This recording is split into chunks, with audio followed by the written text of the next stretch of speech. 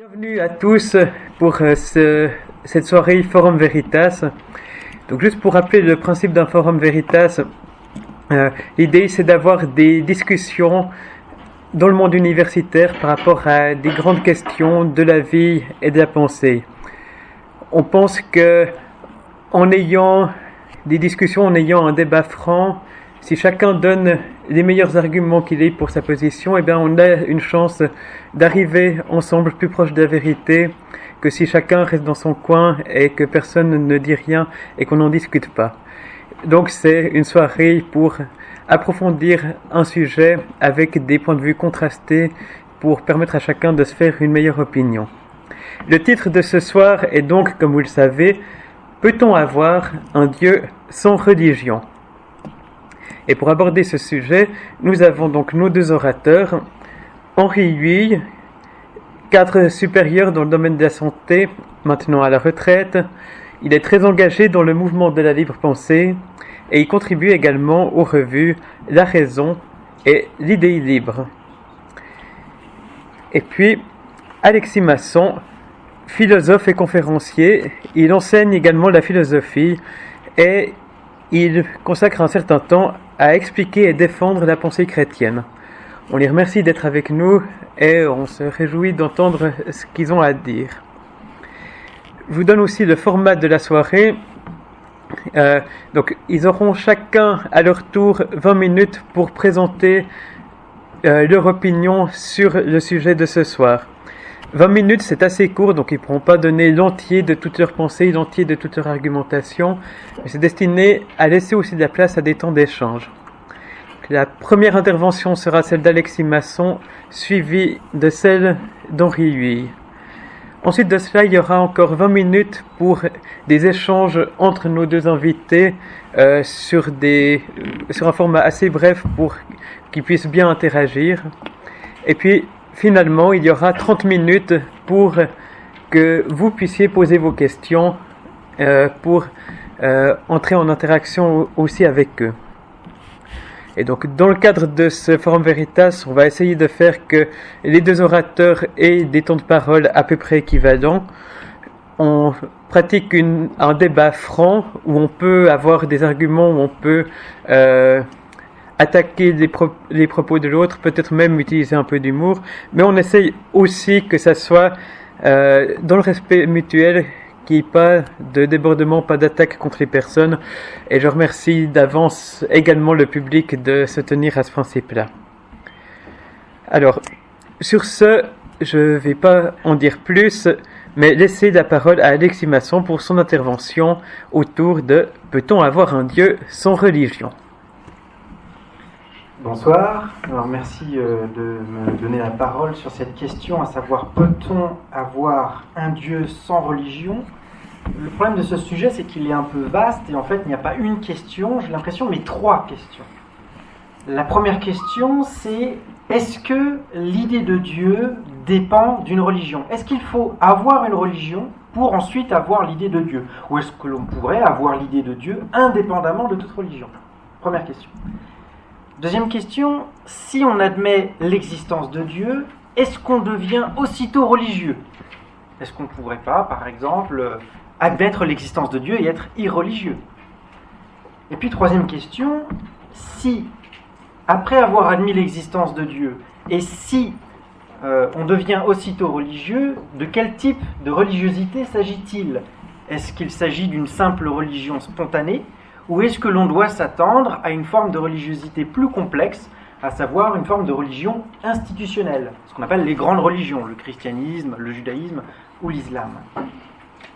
Alors pour répondre à la première question, je crois qu'on peut découvrir Dieu sans passer par une religion. Alors bien entendu, c'est vrai, les religions favorisent la transmission de l'idée de Dieu. C'est sûr que s'il y a des institutions qui proclament l'existence de Dieu, d'un point de vue sociologique, la possibilité que soit transmise cette idée de Dieu est plus évidente. Néanmoins, je ne crois pas que ce soit une cause nécessaire. On peut découvrir Dieu autrement qu'en passant par une religion. On peut par exemple s'appuyer sur des arguments philosophiques ou encore sur des expériences de type que l'on qualifierait de spirituel. Parmi les arguments philosophiques, On peut, par exemple, s'étonner de l'existence de l'univers ou encore de l'ordre dans l'univers. On peut constater qu'ils sont contingents, c'est-à-dire qu'ils auraient pu ne pas être, et se demander donc pourquoi sont-ils. Il leur faut une explication qui ne peut pas résider en eux-mêmes.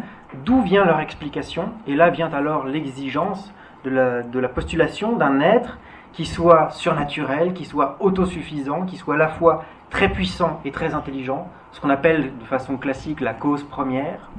Autrement dit, un être qui n'est autre qu'un Dieu créateur pour expliquer l'existence et l'ordre dans l'univers. C'est un argument philosophique assez classique.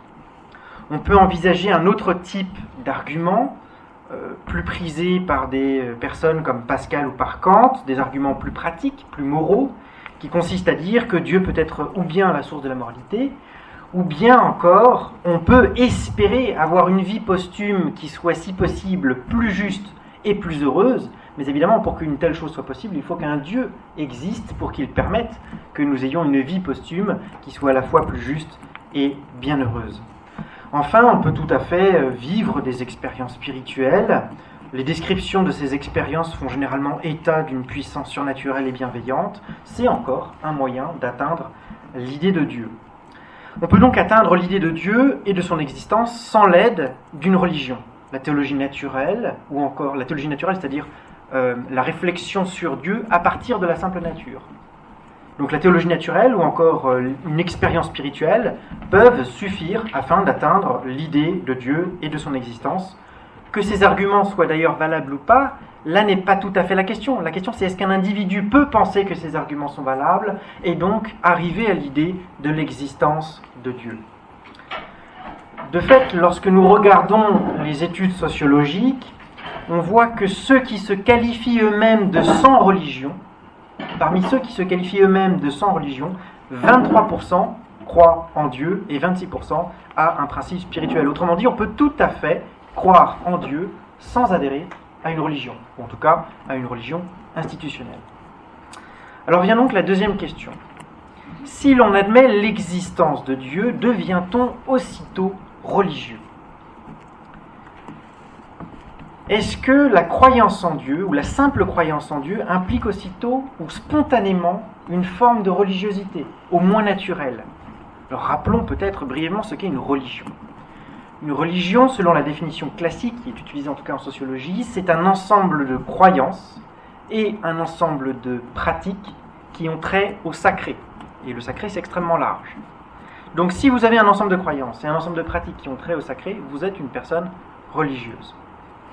Et pour être plus précis, il existe différents types de religions. Et la forme la plus primitive, dirais-je, ou la plus naturelle, entre guillemets, c'est la religion naturelle, c'est-à-dire une religion qui serait minimaliste, une religion qui serait spontanée, une religion qui serait dépouillée de tout ce qui est de l'ordre de la révélation, d'un prophète, d'un clergé, d'une institution, c'est-à-dire d'une église, et d'une liturgie. Si on croit que Dieu existe, eh bien on a évidemment déjà un socle de croyance, puisqu'on pense que Dieu existe. Même si ce socle de croyance, il est personnel et il est minimal, néanmoins on pense bien qu'il existe un être surnaturel et bienveillant. Si on croit que Dieu existe, on a également, de facto, me semble-t-il, un socle de pratique, au moins minimal et au moins personnel. Et la pratique qui me semble être la plus naturelle et la plus spontanée, c'est la prière. La prière, pourquoi? Eh bien parce qu'on peut vouloir confier ses peines ou ses espoirs à Dieu. On peut vouloir simplement partager avec quelqu'un nos détresses. Il n'est pas rare qu'à un moment crucial de son existence, une personne qui soit très peu croyante et très peu pratiquante se surprenne soudainement à prier Dieu. Il n'est pas rare que dans un moment crucial de son existence, on espère que Dieu existe, on se mette à le prier, même si on n'est pas tout à fait sûr. On le fait quand même. C'est donc quelque chose qui semble être très naturel.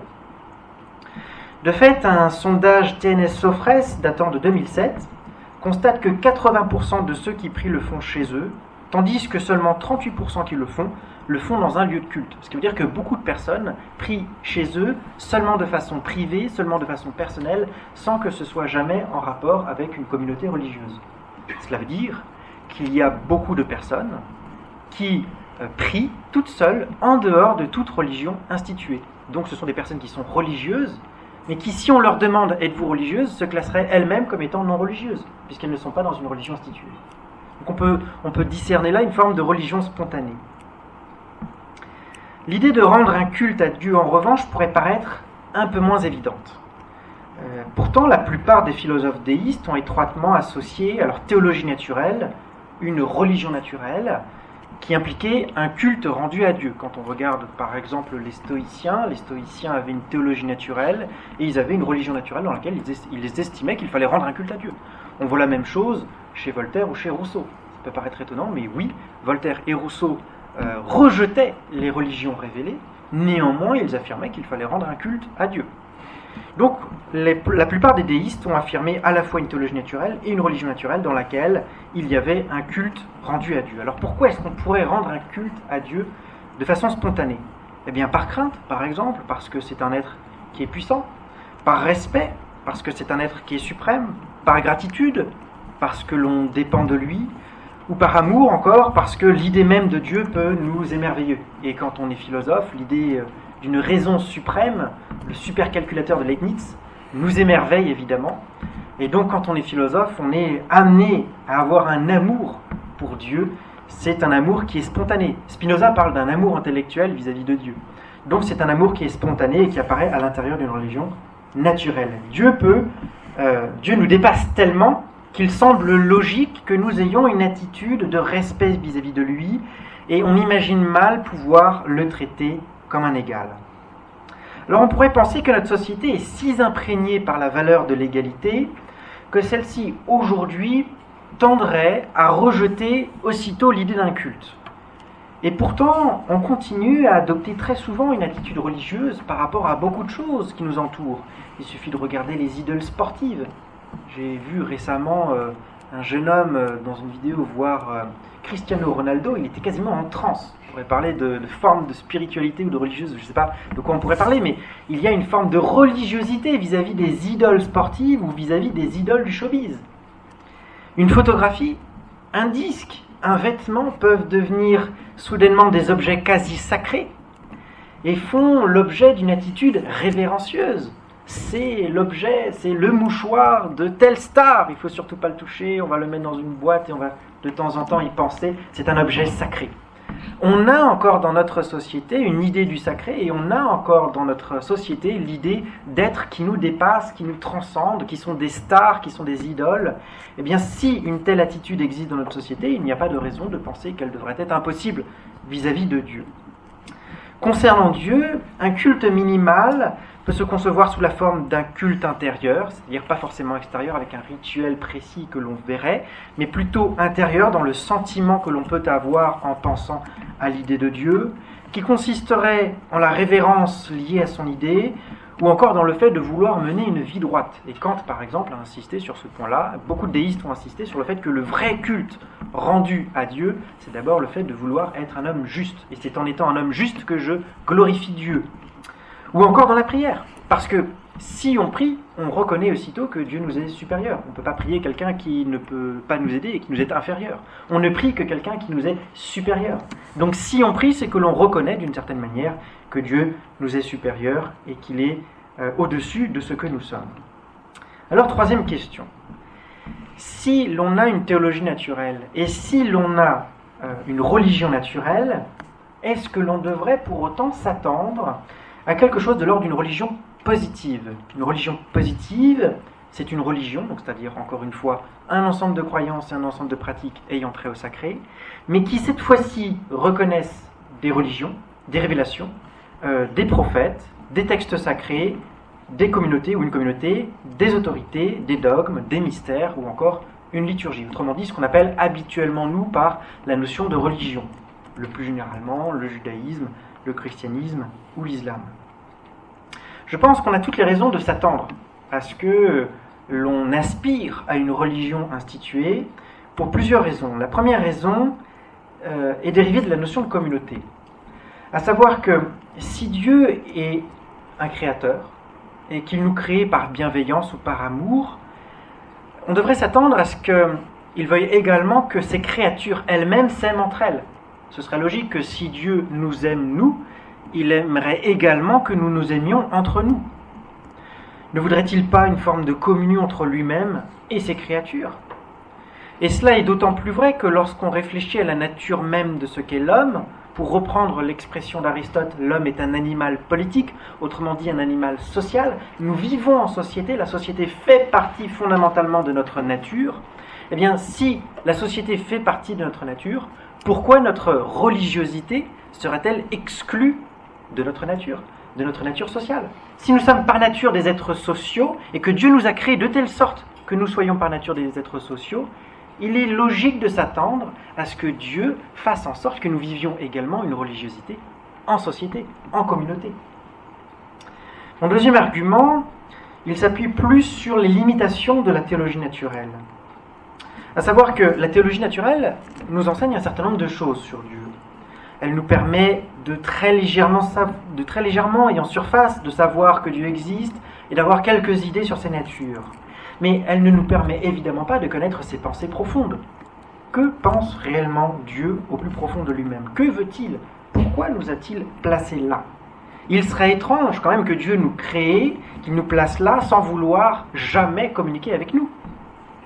Et si Dieu se révèle, je crois qu'il est plus simple également qu'il se révèle à travers des prophètes qui transmettent, qui compilent, qui transcrivent par écrit les révélations qu'ils reçoivent, plutôt que Dieu ne fasse le travail fastidieux de répéter le même processus de révélation avec chacun des individus. Si on se place par exemple dans le cas de la foi chrétienne, s'il a fallu autant de temps et autant de prophètes pour constituer tout l'Ancien Testament et le Nouveau Testament, imaginez qu'un seul individu reçoive tout cela, cela fait beaucoup. Donc si c'est énorme, on imagine bien plus facilement que Dieu utilise plusieurs personnes qui constitueront autour d'eux une communauté pour transmettre son enseignement. Mon troisième argument, c'est qu'il est plus raisonnable de s'attendre à ce qu'un Dieu créateur ait un véritable projet pour le monde, plutôt que non, comme le pensaient les déistes. Car pour les déistes, Dieu est créateur et ensuite la création se débrouille. Mais cela semble assez étrange. Pourquoi Dieu a-t-il créé l'univers dans ce cas de figure ? Si Dieu a créé l'univers, alors qu'il pouvait s'en abstenir. Si de plus il a créé un univers contenant la vie et qui plus est consciente, n'est-il pas raisonnable de penser qu'il avait un projet pour celle-ci ? Pourquoi est-ce que Dieu a voulu un univers dans lequel il y ait une vie consciente, qui puisse le penser lui ? N'avait-il pas un projet pour elle ? Ne devrait-il pas inviter tout individu à un projet dépassant sa propre existence individuelle ? J'avoue que l'idée d'un Dieu qui n'attendrait rien du tout de nous, qui nous a créés, mais qui ensuite nous laisse tranquilles et qui n'attend absolument rien de nous, semble tout à fait étonnante et étrange. Certains philosophes vont jusqu'à penser très loin l'idée d'un engagement de Dieu dans le monde, et je les cite là par intérêt et curiosité intellectuelle. Je pense par exemple à Richard Swinburne, qui fut professeur de philosophie de la religion à Oxford, et qui affirmait que pour lui, l'idée du déisme est tellement étrange, et au contraire, l'idée d'un engagement de Dieu dans le monde lui paraît tellement évidente, qu'il va jusqu'à penser qu'il est naturel de s'attendre à ce que Dieu s'incarne. Pourquoi Dieu s'incarnerait-il ? Eh bien, Richard Swinburne nous dit que si Dieu nous a créés et qu'il nous demande de répondre à un projet, il est raisonnable qu'il nous montre lui-même l'exemple. Qu'est-ce qu'il faut faire exactement et comment le faire ? On a besoin d'un exemple. Il faut que Dieu s'incarne pour nous montrer comment accomplir ce qu'il nous demande. Et il faut également qu'il s'incarne pour qu'il se montre solidaire de nos épreuves. Nous ne sommes pas seuls. Dieu est avec nous, vraiment. Il n'est pas tout seul sur son trône dans le ciel en attendant que l'on se débrouille comme de misérables vers de terre. Non, il est ici avec nous et solidaire de nos épreuves. Et c'est pourquoi Richard Swinburne pense qu'on doit s'attendre jusqu'à l'idée d'un Dieu qui s'incarne dans le monde, qui devient homme parmi les hommes. Il me semble donc que, raisonnablement parlant, si Dieu existe, il est probable qu'il se révèle et qu'il agisse dans le monde, ce qui implique bien plus qu'une religion naturelle, une religion positive. Il me semble donc que face à cette question, peut-on avoir un Dieu sans religion ? D'une part, nous n'avons pas besoin de religion, c'est vrai, pour découvrir Dieu, mais qu'une fois que l'on a découvert Dieu, on développera alors aussitôt une religion spontanée, qui peut être certes personnelle et minimaliste, mais qui est quand même existante. Et puis, lorsqu'on réfléchit un peu plus à la nature de Dieu, à ce qu'il est et à pourquoi il nous a mis là, on arrive assez rapidement à l'idée d'une religion institutionnelle. Merci, Monsieur Masson. La parole tout de suite à Monsieur Huy pour pour sa présentation. Merci, bonsoir à tout le monde. Il m'est impossible de traiter le sujet qu'on vous propose ce soir sans vous dire un peu en préambule qu'est-ce que c'est exactement que la libre pensée. Parce qu'il se trouve que c'est une partie de la réponse à la question qu'il m'est impossible de traiter directement. Et donc la Fédération nationale de la libre pensée est une des plus vieilles organisations françaises, puisqu'elle remonte sa fondation à 1847. Voilà.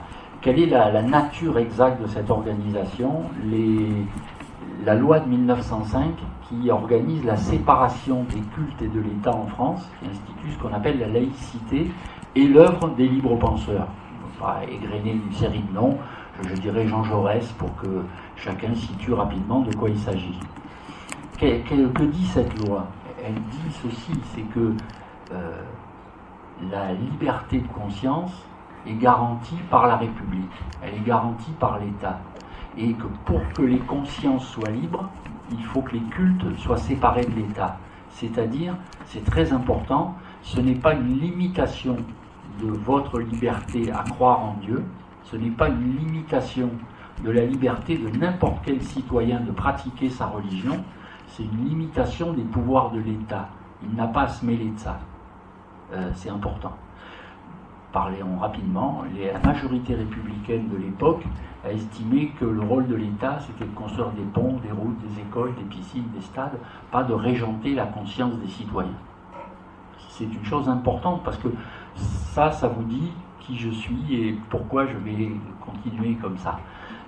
Les libres penseurs, je suis athée personnellement. Et les libres penseurs ne le sont pas tous. Nombreux sont ceux qui sont agnostiques, nombreux sont ceux qui sont déistes peut-être, ou en tout cas qui pensent qu'il y a une entité qui nous est supérieure, créatrice ou pas. Moi, personnellement, je ne peux pas rentrer dans ce débat puisque je suis athée.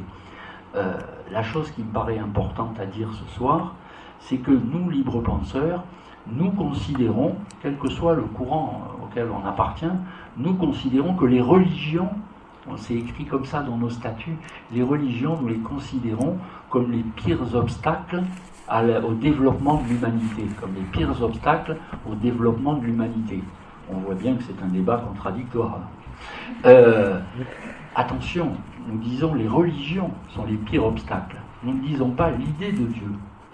Ce serait incohérent de notre part. Ça voudrait dire que nous voudrions un État athée, c'est-à-dire un État qui régisse les consciences. Ça nous est impossible.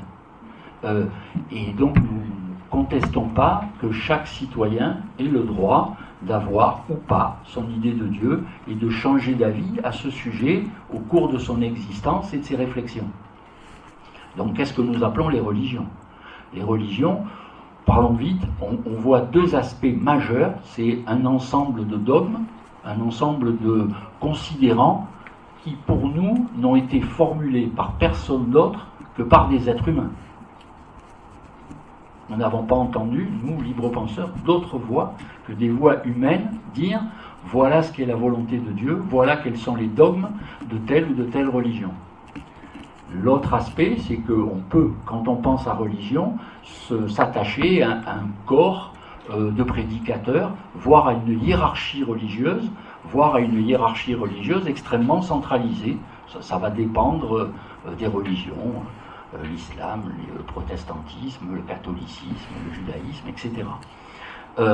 Et donc c'est bien cela, c'est l'ensemble des dogmes formulés par des hommes et l'ensemble de ces corps de, est-ce que je dois dire militants religieux? Je ne suis pas certain, parce que toutes les religions n'ont pas nécessairement une pensée, un fonctionnement prosélyte. Donc est-ce que je dois dire, mais je ne peux pas dire non plus une hiérarchie religieuse, puisque toute religion, tout culte n'a pas forcément une hiérarchie religieuse. En tout cas, ce qu'on appelle, sous ces deux angles-là, les religions, c'est ça que nous considérons comme des obstacles à l'émancipation de l'humanité dans la voie de la recherche, de la compréhension de ce qu'est la vie, de ce qu'est le monde, de ce qu'est l'univers. Et chaque jour, il y a de nouvelles découvertes qui remettent en cause les savoirs ou les croyances anciennes.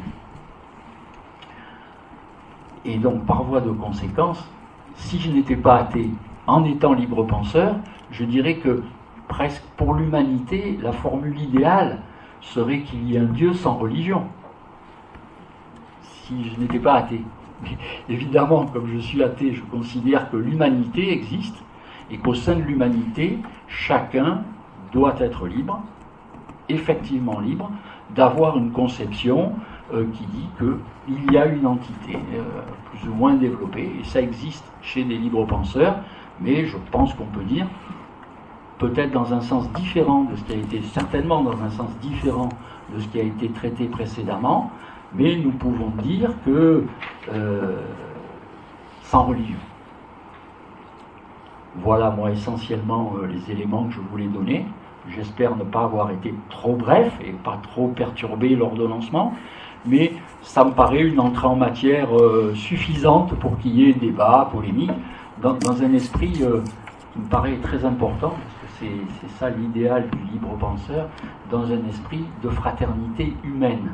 Ce qui veut dire qu'on n'est absolument pas d'accord peut-être sur une série de choses, que c'est bien naturel, c'est bien dans l'ordre des choses, mais l'idée de cette fraternité, c'est quelque chose d'important. Et ma petite conclusion, s'il m'en reste 30 secondes, c'est pour dire un peu plus peut-être, parce que j'ai été bref exceptionnellement ce soir, ma petite conclusion, c'est que souvent il peut être objecté par des croyants à d'affreux mécréants, tels que je suis, oui mais la morale dans tout ça, comme ça pour intéresser la partie, comme on dit au poker, je voudrais juste dire ça, l'histoire est pleine de libres penseurs, ou de religieux, ou d'athées, qui ont été brûlés par des religions, qui ont été pourchassés, exterminés par des religions. Il n'y a pas d'exemple de chefs religieux qui auraient été brûlés par des libres penseurs. Il n'y a pas d'exemple dans l'histoire. Et donc cette fraternité humaine, c'est quelque chose d'important, parce que quoi qu'on pense du très important sujet qu'on discute ce soir, il y a un bien qui nous est précieux à tous, et que tous on doit défendre, c'est cette absolue liberté de conscience, sans laquelle il ne peut pas y avoir de paix civile.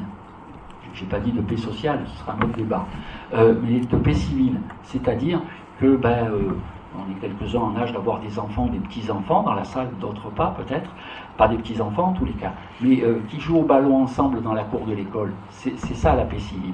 Voilà, je vous remercie de votre attention. Merci à Henri Vie pour cette intervention effectivement brève et dynamique. Alors, pour commencer le temps d'échange, je vais peut-être demander à Alexis Masson s'il souhaite répondre ou réagir rapidement à cette prise de position. Peut-être pour aider Henri Will à compléter son temps de parole, avoir des éclaircissements sur quelques points qui ont été soulevés. J'en ai noté quelques-uns qui mériteraient une explication. Par exemple, le fait que les religions sont les pires obstacles au développement de l'humanité. J'aurais aimé savoir pourquoi les religions sont le pire obstacle au développement de l'humanité. Enfin, je veux dire, quand on parle de religion, on a aussi parfois l'idée du développement des hôpitaux, du développement et de l'essor des universités. Il faut savoir que le développement des universités en Europe sont essentiellement liés à la foi chrétienne. La préservation de la culture grecque est liée aussi en grande partie à la présence de monastères sur toute l'Europe. Donc je veux dire que les religions sont le pire obstacle, le pire, hein, c'est pas juste un obstacle un peu problématique, mais le pire obstacle au développement de l'humanité. J'aimerais juste avoir quand même quelques petites précisions, au moins sur ce point. Vous avez l'occasion de répondre. Tout à fait. C'est là, par contre, alors je risque de parler très longtemps, parce que si je dois faire la liste des exactions qui sont à mettre au compte des affrontements religieux, et surtout, je suis désolé d'insister là-dessus dans cette salle, à mettre au compte des monothéismes. C'est une longue litanie de bûchers, d'excommunications, de croisades, de guerres civiles, de massacres. Alors là, par contre, le temps de parole n'y suffira pas, donc je ne vais pas le faire. Je vais juste mentionner ça brièvement. Pourquoi ? Parce que tout le monde sait que c'est vrai. Tout le monde sait que c'est vrai. Au nom de la religion, c'est vraiment une litanie d'atrocités. Ça, c'est une réalité. C'est pour ça, c'est une des raisons pour lesquelles nous disons c'est le pire obstacle. Il y a une autre raison, c'est quand vous avez un dogme, que vous savez avec certitude que ce dogme est la vérité, c'est-à-dire que ce corps de doctrine est la vérité. C'est un frein total et absolu au développement de la recherche et d'ailleurs au développement de la science, au développement de la culture. Et je tiens à dire, il n'y a presque pas d'exemple de découverte, puisque nous sommes en France et que la religion dominante est l'Église catholique, et de loin, et que à l'époque où elle était du côté du manche, c'est-à-dire où elle contrôlait l'État. Alors là, la liste des exactions, oh là là. Mais quand vous avez le dogme, que vous savez que vous avez la certitude, ben vous êtes arrivé à la plénitude du savoir. C'est un bouchon, mais considérable. Et il n'y a pas eu de découverte, il n'y a pas eu d'avancée, il n'y a pas eu de progrès humain qui n'ait pas été fait contre la religion. Je ne vous dis pas contre l'idée de Dieu, puisque peut-on avoir un Dieu sans religion? J'espère que, moi je suis athée, mais j'espère que ceux qui ont un Dieu l'ont sans religion, c'est-à-dire sans dogme, sans ce corps de prédicateurs constitué, sans cette hiérarchie centralisée. Je continue à parler de l'Église catholique et du Vatican précisément. C'est un boisseau sur l'esprit humain, c'est quelque chose de terrifiant. L'autre aspect qui me paraît important, donc c'est pour ça que je dis pire obstacle, oui, bien sûr, les universités, bien sûr, les hôpitaux, ils ont fait de quoi remplir les hôpitaux. Je n'y peux rien. Les hôpitaux sont vraiment les hôpitaux, principalement depuis qu'ils ont été laïcisés.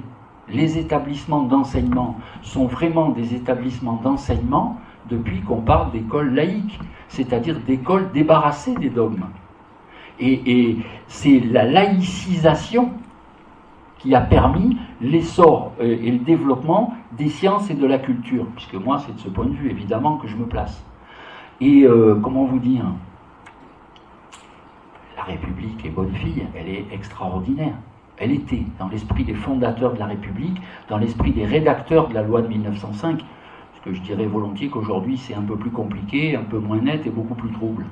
Mais une république qu'on nous a présentée comme bouffeuse de curés, comme extraordinairement répressive. Elle disait, à l'époque c'était le jeudi, maintenant c'est le mercredi, il n'y a pas de problème. L'école elle est ouverte à tous, l'école elle s'adresse à l'ensemble des enfants.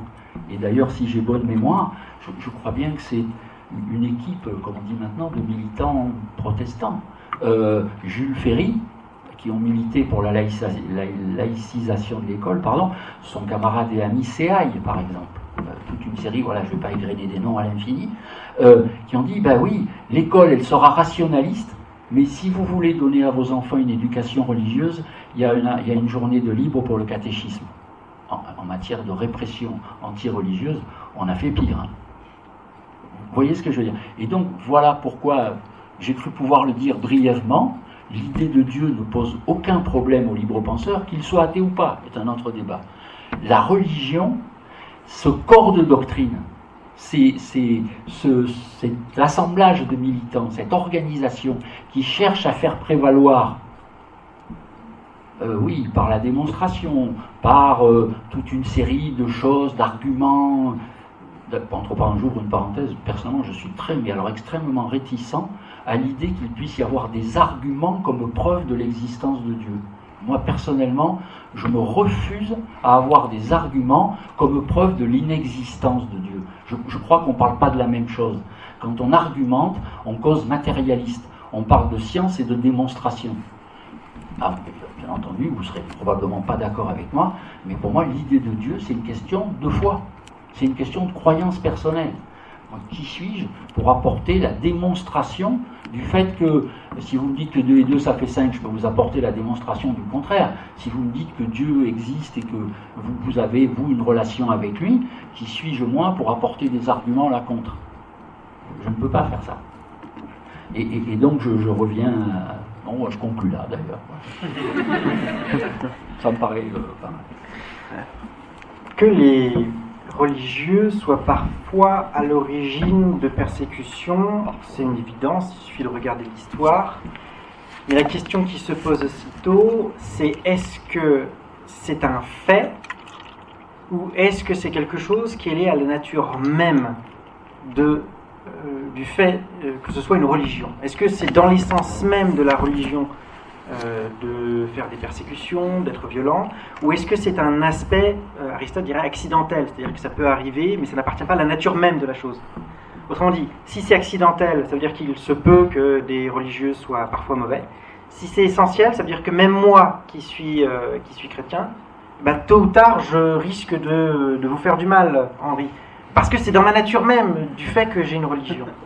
Alors je crois qu'il suffit de regarder dans le fait même, c'est-à-dire que aussi bien le fait plaide en faveur de l'idée que oui, parfois les religions peuvent être mauvaises, mais en même temps le fait même montre que les religions ne sont pas par essence violentes. Sinon ça voudrait dire que les religieux seraient constamment en train d'être violents, ou en tout cas commettraient très régulièrement des exactions et des persécutions, ce qui n'est évidemment pas le cas. La preuve empirique montre bien que les religions ne sont pas essentiellement mauvaises. Mais est-ce que ce serait une raison suffisante, le fait que de temps en temps les religions posent des difficultés de violence? Enfin, je veux dire, c'est le même problème avec les États. Les États très régulièrement font des guerres. Est-ce qu'on va interdire l'idée même d'un État tout simplement parce que de temps en temps les États font des guerres? C'est également accidentel à la notion même d'État. Il arrive que des États fassent des guerres. Il faut essayer de faire en sorte que les États soient plus justes. Mais on ne va pas devenir anarchiste simplement parce que de temps en temps, des États peuvent commettre et s'impliquer dans des guerres. Donc la violence n'est pas quelque chose qui est absolument essentiel aux religions. Ensuite, est-ce que le fait qu'il y ait des dogmes fait que les religions seraient des freins à la recherche? Un dogme permet d'abord de définir une communauté. Vous aussi, à la libre pensée, vous avez des dogmes. Il faut au moins être partisan de la libre pensée. Quelqu'un qui serait contre la libre pensée, il est exclu de la libre pensée, n'est-ce pas? Donc vous avez des dogmes, vous aussi. Il faut bien qu'il y ait des dogmes pour pouvoir définir les membres d'une communauté. C'est parce que les membres d'une communauté ont un certain nombre d'idées en commun qu'ils peuvent justement faire communauté. Un dogme consiste en quoi? Eh bien, il consiste d'abord en définir quels sont les points communs entre tous les membres de cette communauté. C'est à cela que sert un dogme. Est-ce que le dogme freine pour autant la recherche? Pas du tout. Si on a l'idée qu'on a un Dieu créateur, ça veut dire que lorsqu'on observe le monde et lorsqu'on fait une recherche sur le monde, tout ce qu'on va découvrir va nous émerveiller parce que c'est l'intelligence même de Dieu que l'on va découvrir derrière les choses. Autrement dit, un croyant, il est normalement forcément poussé à l'idée de vouloir rechercher, de vouloir toujours mieux connaître la vérité, parce que toujours mieux connaître la vérité, c'est arriver en fin de compte à glorifier l'intelligence de Dieu.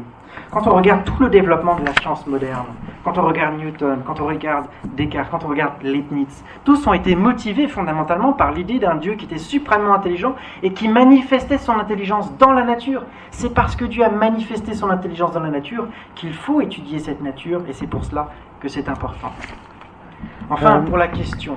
On va peut-être laisser répondre... D'accord, je m'arrête. Bien volontiers, merci. Je crains beaucoup ces questions totalitaires. Tous les religieux sont-ils méchants? Non. Ça serait incroyable de répondre une chose pareille. Non. C'est pas ça la discussion. Chacun dit ce qu'il veut, bien entendu. De mon point de vue, la discussion, je ne peux pas discuter comme ça. Moi, étant athée, je regarde les choses. Je regarde les événements, je regarde ce qui se passe, et je dis ceci, toutes les grandes découvertes ont été faites contre les dogmes religieux, pas à côté, contre. Et il a fallu, dans l'histoire de l'humanité, s'émanciper de la tutelle des dogmes religieux sur la société.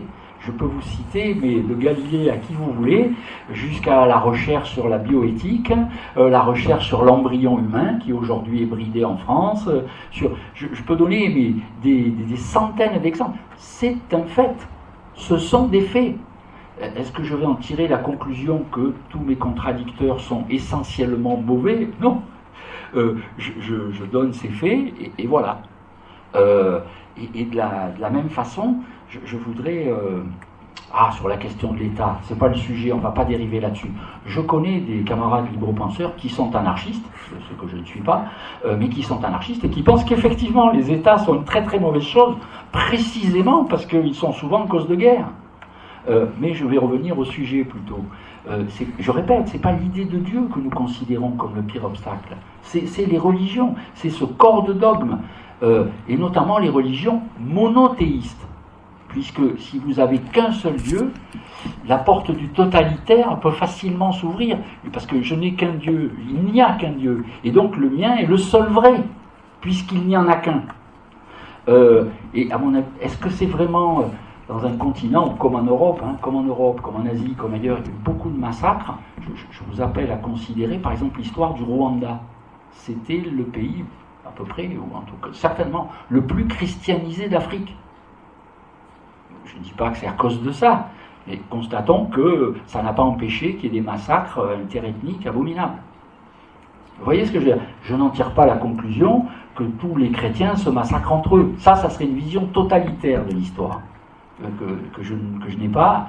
Et voilà. Et donc ce point me paraît très très important. Si les religions sont les pires obstacles, ou sont un obstacle, ou sont même un danger, plus que possible, un danger réalisé, contre le développement de l'humanité, c'est surtout les religions monothéistes. Oui, parce que s'il y a plein de dieux un peu partout, personne n'est sûr d'avoir le bon. Et on se massacrera peut-être un peu moins volontiers. Et contrairement à une idée répandue, je ne suis pas convaincu, les libres penseurs ne sont pas convaincus que le monothéisme ait été un progrès dans la pensée humaine. C'est pas une évidence. Ça mériterait d'être discuté. Ensuite, sur les dogmes des libres penseurs, non. Si vous êtes libre penseur, on ne vous en demande pas plus. Il n'y a pas de dogme. Quelqu'un qui n'est pas libre penseur, qui n'adhérera pas à la libre pensée, parce que c'est de la simple logique.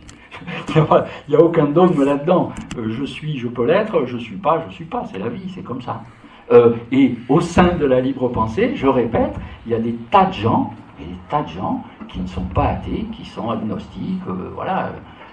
Et même, je suis sûr, je ne veux pas donner des noms, ça ne se fait pas de dénoncer les gens en fonction de leur appartenance religieuse, mais je sais qu'il y a des protestants dans la libre pensée. Merci.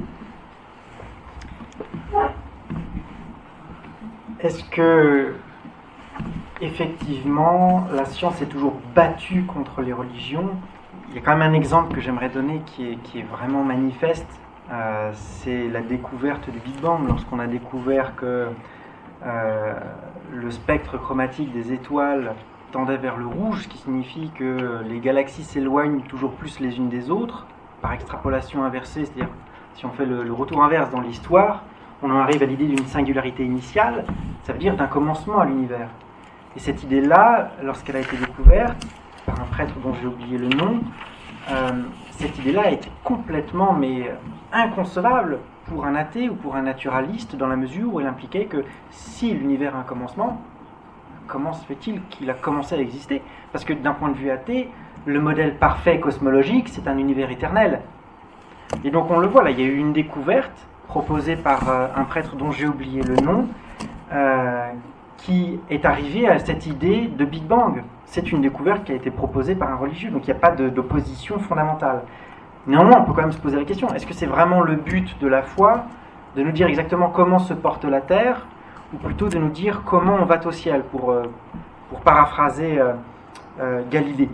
Si le but, ce n'est pas de nous expliquer comment fonctionne l'univers, mais bien d'accéder au salut, dans ce cas de figure, il n'y a pas de conflit, en théorie, entre d'une part la science et d'autre part les religions. Peut-être qu'il y a eu, bien entendu, à certains moments donnés de l'histoire, et vous défendiez la laïcité, et nous la défendons aussi, peut-être à un moment donné, des dépassements de ministères, si je pourrais dire la chose ainsi, où des religieux ont cru qu'ils pouvaient arrêter la recherche, mais c'est quelque chose qui est passé et qui appartient... aujourd'hui, plus personne n'imaginerait qu'un religieux puisse arrêter la recherche fondamentale. Alors vous avez soulevé une question qui est quand même intéressante, c'est la question de la recherche qui impliquait des questions éthiques. Dans ce cas de figure, il faut questionner, par exemple, est-ce qu'il faut ou non autoriser la recherche sur les embryons? Tout dépend quel est le statut de l'embryon. Si l'embryon appartient à l'espèce humaine, qu'il est déjà considéré comme étant un individu humain, Dans ce cas, son cas de figure, tout le monde est d'accord. C'est même pas une question de religion d'ailleurs. C'est est-ce que c'est un humain ou est-ce que c'est pas un humain? Si c'est un humain, dans ce cas de figure, il faut l'exclure de la recherche. On peut pas faire d'expérience sur un être vivant humain. Si par contre c'est pas un humain, mais dans ce cas de figure, on peut faire de la recherche sur lui. Donc c'est même pas une question d'ailleurs, est-ce que vous êtes chrétien ou est-ce que vous n'êtes pas chrétien. La question fondamentale, c'est quel est le statut de l'embryon. Une fois que vous avez répondu à cette question, vous savez si vous pouvez faire une recherche ou pas. La question religieuse, finalement, derrière tout cela, elle est assez éloignée. Vous dites que ce sont toujours les religions monothéistes qui ont été méchantes, entre guillemets. Juste pour une question de culture religieuse, en Inde, il y a une pluralité qui est extrêmement forte, liée à l'hindouisme, qui est diffractée en de multitudes de sectes, sectes au sens positif du terme, pas au sens méchant, mais au sens où il y a différentes petites religions. Et toutes ces petites religions se tolèrent relativement bien entre elles, sauf si on les attaque dans leur culture, c'est-à-dire s'il y a une présence autre. Et lorsqu'il y a eu les premiers missionnaires chrétiens ou les premiers missionnaires musulmans, aujourd'hui, des musulmans sont persécutés quotidiennement en Inde, des chrétiens sont persécutés quotidiennement en Inde, bien que l'Inde soit... Alors bon, c'est difficile à qualifier. Est-ce que c'est vraiment un monothéisme, puisqu'il y a Brahman? Est-ce que c'est un polythéisme, puisqu'il y a Brahma, Vishnu et Shiva? Et puis toute une série de dieux, 330 millions de dieux quand même, ce n'est pas rien. Mais néanmoins, il y a quand même des persécutions. C'est pas fondamentalement lié au monothéisme. Et je ne crois pas encore une fois que ce soit fondamentalement lié aux religions, puisque sinon l'argument se poserait également par rapport à la question de l'athéisme. Pourquoi est-ce que Staline a-t-il eu un tel antisémitisme et une forme aussi violente de religiosophobie, si je peux dire la chose ainsi? Pourquoi est-ce que Staline a été aussi persécuteur vis-à-vis des religions? C'était bien au nom de son athéisme qu'il l'a été. Donc je veux dire, c'est pas quelque chose qui est... La violence appartient à la nature humaine. Que l'on soit religieux, que l'on ne le soit pas, que l'on soit français, allemand, espagnol ou que sais-je encore, il n'y a aucune culture qui a été épargnée par la question de la violence. Il n'y a aucun être humain qui a été épargné à un moment donné par la question de la violence. C'est quelque chose qui appartient au genre humain, qui n'est pas fondamental aux religions. Si ça existe, c'est vrai dans les religions, mais ça existe également dans l'athéisme. Enfin, je reviens quand même sur ce point. Il faut quand même, pour être défini, pour être accepté comme membre de la libre pensée, adhérer à un dogme qui est que la libre pensée est une bonne chose. C'est évident. Et c'est la même chose dans les églises. On n'oblige pas les gens à entrer dans les églises, mais s'ils veulent communier fraternellement avec des personnes qui ont la même foi qu'eux, il est logique qu'ils adhèrent à un minimum de doctrines ou de points communs, ce qu'on appelle des dogmes. C'est tout simplement cela. Merci. Alors, d'abord, tenez, bizarre, j'ai oublié moi aussi le nom du religieux du Big Bang, mais je me souviens de l'histoire des poids du moine Mandel. C'est un moine, il est catholique. Vous voyez ce que c'est un moine. Mais quand il a fait de l'étude génétique sur les poids, il n'a pas fait de la religion, il n'a pas fait œuvre religieuse, il a fait œuvre de science. Et vous voyez ce que je veux dire? Sinon, ça voudrait dire que vous me prêteriez cette idée que puisqu'il est croyant, il est forcément mauvais. Non, c'est pas ça que je dis. Je ne dis pas que quelqu'un qui est croyant est mauvais. Je ne dis pas que l'idée de Dieu est mauvaise. Je dis que les religions sont le pire obstacle. Plus qu'un grave obstacle, le pire obstacle. Et donc, Mandel, quand il fait la génétique des poids, il fait pas de la religion. C'est pas du dogme, il fait œuvre de science. C'est comme ça. Ensuite, les sciences contre la religion, j'ai pas dit ça, ou alors je me suis très mal expliqué, ce qui est possible, hein, donc, nul n'est à l'abri du péché, hein, donc j'ai pu très mal m'exprimer. Non, c'est pas ça, les sciences ne s'occupent pas de la religion. Il ne peut pas y avoir une démonstration mathématique qui prouverait que Dieu n'existe pas. Non, c'est pas du tout mon idée, absolument pas. Non, les sciences ne s'occupent pas de religion. Ce qui serait bien, c'est que les religions ne s'occupent pas de science. C'est pas les mêmes choses. C'est pas le même domaine de la pensée humaine. On parle pas de la même chose. Sinon, on va arriver à des trucs. On parlait de Staline, Lysenko. On va mettre la biologie en équation mathématique. On va mettre l'idée de Dieu en équation mathématique.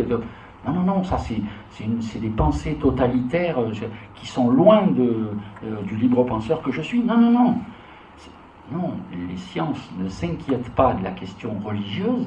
Qu'est-ce que ça serait un biologiste ça a existé, hein, qui se demanderait si la recherche que je fais plaît à Dieu plaît au pape ou plaît au politburo. Non, je fais de la recherche scientifique parce que je suis un scientifique et je continue à faire avancer l'humanité en faisant de la recherche. Et sous l'histoire de l'embryon très rapide, et donc je répète que les religions ne se mêlent pas de science, c'est autre chose. Évidemment, il peut y avoir des scientifiques qui sont religieux. Voilà, c'est absolument clair pour moi. Non, la recherche sur l'embryon, il s'agit de savoir si l'embryon est humain, on ne fait pas de recherche sur les humains. Si, je vous garantis qu'on fait de la recherche sur les humains. Il n'y a pas longtemps, il y a un drame catastrophique, ce fameux médicament antalgique, etc., à base de cannabis, quelqu'un est mort et un autre est revenu. J'ai entendu parler à la radio il n'y a pas longtemps, là, le mec est revenu quasiment d'outre-tombe, c'est le cas de le dire. Vous voyez ce que je veux dire? C'est pourquoi il y aurait ce caractère sacré, intangible de l'humain. Ah, on va dire oui, les médecins d'Hitler et tout. Non, le problème des médecins d'Hitler, c'est pas qu'il y a eu une émission hier soir à FR3. Je suis tombé là-dessus. Un médecin démoniaque qui, semblant de rien, il n'était pas au courant des camps ni rien, mais il commandait des cerveaux humains. Les cerveaux humains, ça se trouve pas au supermarché. Hein. Mais le problème, c'est pas que c'était des scientifiques, c'est pas que c'était des médecins, les médecins, c'est qu'ils étaient nazis. C'est ça le problème. Vous voyez ce que je veux dire? Sinon, au bout d'un moment, non, il est légitime, sinon ça veut dire qu'on renonce à toute thérapie, on renonce à tout progrès dans la médecine. Moi, ma branche, c'est plutôt les maladies mentales, la schizophrénie, etc. Ça veut dire qu'on va renoncer à toute recherche, à toute thérapie génique. Vous voyez ce que je veux dire? Au nom de « Ah, c'est de l'humain, on ne touche pas ». Non, c'est surtout quand c'est de l'humain que c'est intéressant.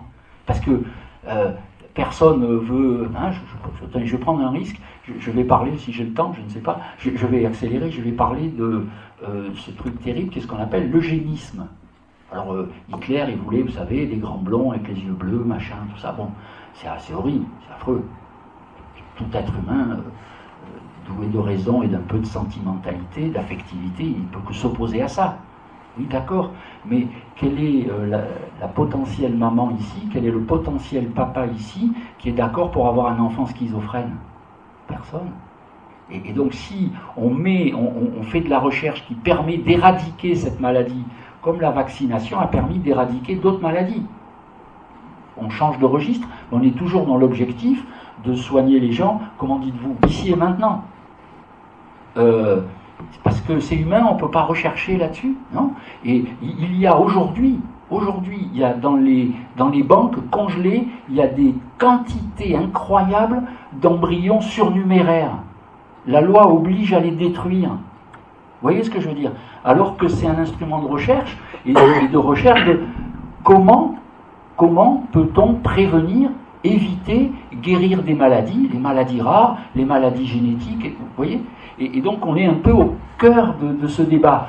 Je veux dire, je ne le dis pas du tout de manière agressive, hein, parce que je pense qu'on est au cœur de ce débat. Et je sais que les protestants, bien sûr, et heureusement, et les juifs aussi, au moment du vote de la loi de séparation, ont pris position pour la séparation des cultes et de l'État.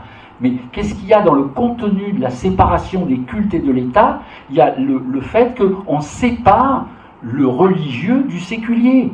Et que je peux avoir la conception religieuse que je veux, ça ne me donne pas autorité pour imposer cette conception religieuse à la recherche scientifique, à la pensée, au comportement de mes concitoyens.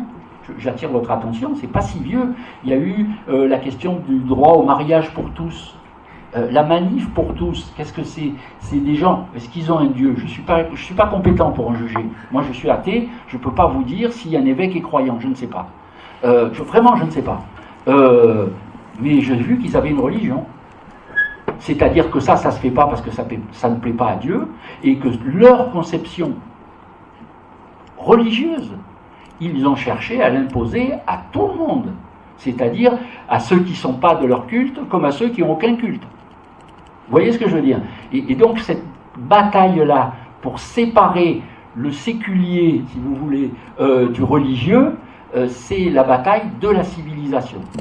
Voilà, je ne veux pas être plus polémique que ça, mais c'est un débat vraiment très important. On va peut-être laisser une dernière intervention à chacun en 1-2 minutes, et puis on donnera la parole à la salle. Alors, Pour être très très rapide, dans ce cas de figure, je reviens à mon idée sur le fait que ces questions-là ne sont pas tellement des questions liées à des positionnements religieux, mais d'abord à des positionnements éthiques. Et puisque vous avez évoqué le cas de le mariage pour tous, bien j'y reviens justement. La question du mariage pour tous, ce n'est absolument pas une question à savoir si on est pour ou contre l'homosexualité. J'ai jamais vu Brigitte Bardot, qui était l'hérégie du mouvement, affirmer que parce que ce serait contraire à une religion, il faudrait être contre. Ce n'était pas du tout ça l'argument.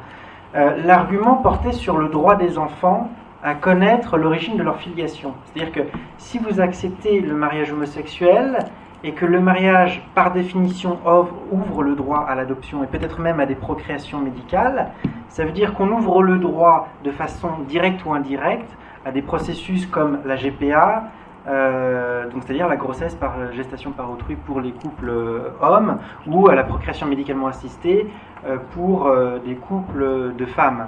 Le problème, c'est que ça veut dire que l'enfant qui naîtra de ces processus-là ignora quel est son géniteur, ou bien mâle ou bien femelle, selon que c'est un couple, par exemple si c'est un couple de femmes, l'enfant qui va naître de ce processus va ignorer quel est son père. C'est-à-dire qu'on va créer des orphelins, des personnes qui ignorent quel est leur père biologique ou quelle est leur mère biologique. Et c'est au nom du droit des enfants à connaître leur filiation que ces personnes étaient opposées à l'idée d'un mariage pour tous. Pas du tout pour la question de l'homosexualité, mais pour les implications en termes de filiation qui étaient liées à la question du mariage. Donc c'est absolument pas une question religieuse finalement, c'est vraiment une question du droit de l'enfant. Avant de penser au droit des adultes à pouvoir se marier, la question des implications sur le droit des enfants eux-mêmes. Donc, je suis obligé de terminer là-dessus ? Ouais. Alors, à vitesse supersonique cette fois. Vous avez remarqué, vous avez noté, vous êtes une salle attentive, je n'ai absolument même pas employé le mot homosexualité. J'ai dit ils ont pris une position contre le droit au mariage pour tous. C'est-à-dire que eux savent ce qui est bon pour nous. J'ai dit ça. Et ça, qu'on m'explique que c'est pas religieux, c'est-à-dire qu'il n'y a pas de lien avec la conférence des évêques de France, avec l'association des parents de l'école libre et avec les directeurs des offices de gestion de l'école catholique, ça va être très difficile, parce que c'est eux qui ont loué les cars, qui ont acheté les banderoles, qui ont organisé le service d'ordre. C'est un peu... C'est la confusion, et oui, c'est contre la laïcité, c'est la confusion du temporel et du spirituel, avec cette prétention totalitaire à dire « je sais ce qui est bon pour toi ». Et je vais vous l'imposer. Deuxièmement, à vitesse supersonique encore, j'allais dire Adolphe, non, Joseph Staline. Oui, Joseph Staline, il a commis 2 crimes affreux, bien plus, mais pour le sujet qui nous préoccupe, d'abord, ils ont eu une période d'athéisme, où Nicolas Boukhari, qui par ailleurs était, c'est un autre débat, et on veut construire un État athée. Un État athée, c'est affreux. Un État qui lutte contre la religion, c'est pareil qu'un État qui veut imposer une religion. C'est une dictature matérielle, physique. Tu comprends ? C'est l'évêque ou je sais pas qui, ou l'État prend une décision et c'est les argousins qui te l'imposent à grands coups de pied dans les rotules. C'est le totalitarisme. C'est intolérable. Ça, je suis pas, vous avez remarqué, je suis pas un virulent, mais quand on me parle d'État totalitaire, c'est un truc, ça me hérisse le poil. Et plus tard, pour les besoins de la défense de la Sainte Russie, de l'Union soviétique ou ce que vous voulez, il y a eu un accord qui a été passé avec la hiérarchie orthodoxe pour défendre la Sainte Russie. Et à tel point que les Russes plaisantaient comme ça, quand ils parlaient du métropolite, ils l'appelaient le métropolite bureau. Voilà.